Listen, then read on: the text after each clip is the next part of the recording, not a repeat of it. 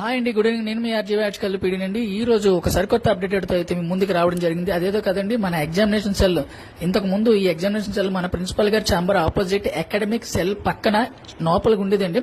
So దీన్ని మన బుద్ధ భవన్ లోకి మార్చడం జరిగింది. దీని రూట్ వచ్చి మన ప్రిన్సిపల్ గారి ఛాంబర్ కిందకి దిగ్గానే ఫస్ట్ లెఫ్ట్ తీసుకుని స్ట్రైట్ గా వెళ్తే బుద్ధ భవన్ అని ఒక పెద్ద బిల్డింగ్ కనబడితే ఆ బుద్ధ భవన్ లోకి ఎంటర్ అయినాక ఫస్ట్ లెఫ్ట్ తీసుకుంటే 215 ఒకసారి క్లియర్ గా చూడండి.